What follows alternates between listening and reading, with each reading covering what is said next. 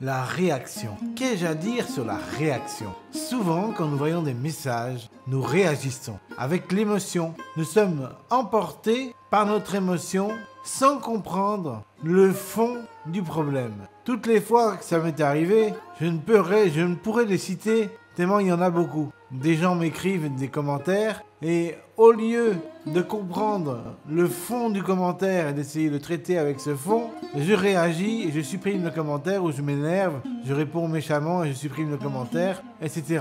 Quand est-ce que je vais comprendre que le but d'un commentaire, c'est d'exprimer un sens caché? Quand est-ce que je vais comprendre et quand est-ce que je vais pouvoir vous faire comprendre à vous par la même occasion, si vous n'avez pas encore compris ça, qu'il faut se poser la question pourquoi il y a eu ce commentaire avant de réagir au commentaire. Pourquoi la personne vous a écrit ce commentaire? Posez-vous la question. Au lieu de réagir bêtement avec votre égocentrisme, avec votre ego, avec vos émotions de bas niveau, pourquoi vous ne vous posez pas tout simplement la question pourquoi a-t-il écrit ce commentaire? Et si vous n'arrivez pas à déterminer la cause du commentaire, posez la question à celui qui vous a écrit. Pourquoi m'écrivez-vous ça? Je n'ai pas compris le sens de votre question. Ça libérerait beaucoup de problèmes, voyez-vous. Parce que on peut communiquer avec le pourquoi. Parce que le pourquoi cherche la cause fondamentale. Si la cause c'est une cause stupide, de jalousie ou je sais pas quoi, vous allez vite la comprendre parce que la personne ne vous répondra pas, par exemple. Mais si la cause est une cause profonde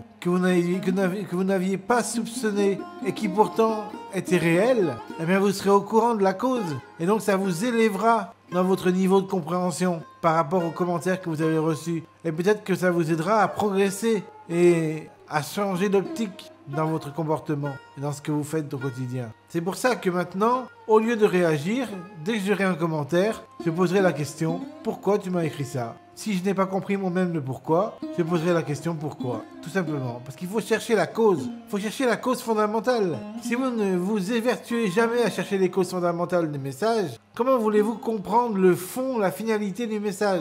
Vous ne le comprendrez jamais. Mais si vous posez les bonnes questions, pourquoi avez-vous écrit ça? Et que vous n'obtenez pas de réponse, alors peut-être que vous allez pouvoir commencer par comprendre que la personne était mal intentionnée, tout simplement. Elle n'avait aucune finalité destructrice envers vous, si ce n'est qu'elle est jalouse ou qu'elle ne vous aime pas. Enfin bref, une personne qui vous aime pas, si vous vous posez la question pourquoi, il va vous dire parce que je vous aime pas. Et après vous serez servi, vous comprendrez comprendrez la cause. Vous comprendrez c'est parce qu'il vous aime pas. Quand quelqu'un vous aime pas, alors il vous écrit des commentaires négatifs. Et là vous avez compris. Au moins vous avez compris que la personne ne vous a pas dans son cœur. Et donc peut-être qu'il faudra que vous travailliez votre image de vous-même pour que la personne vous ait dans son cœur peut-être. Ou peut-être qu'elle ne vous aura jamais dans son cœur parce qu'elle vous a en collimateur. Qu'elle ne vous aimera jamais. C'est possible aussi. Et il ne faut pas se braquer quand une personne ne vous aime pas. Parce que c'est naturel. Les gens ne peuvent pas tous vous aimer. Il y a des gens qui vous aimeront jamais. Des gens qui vous aimeront peut-être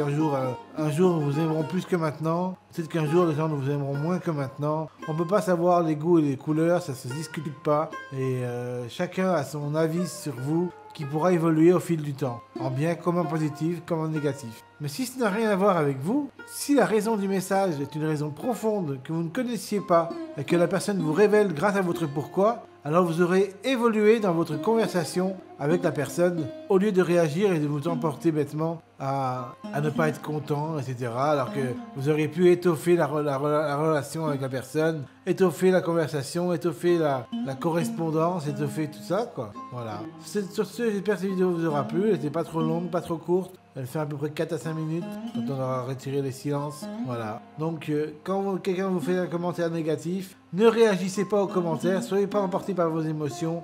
Dites pas des choses méchantes envers la personne. Soyez animé d'une belle intention. Posez-vous simplement la question pourquoi il a fait ça. Si vous n'avez pas de réponse à cette question, posez la question à la personne qui vous a écrit. Demandez-lui pourquoi avez-vous écrit ça. Comme ça, vous êtes dans la neutralité au lieu d'être dans l'émotion, dans la réactivité maléfique. Voilà. C'est je laisse bye et bonne journée à tous et à toutes.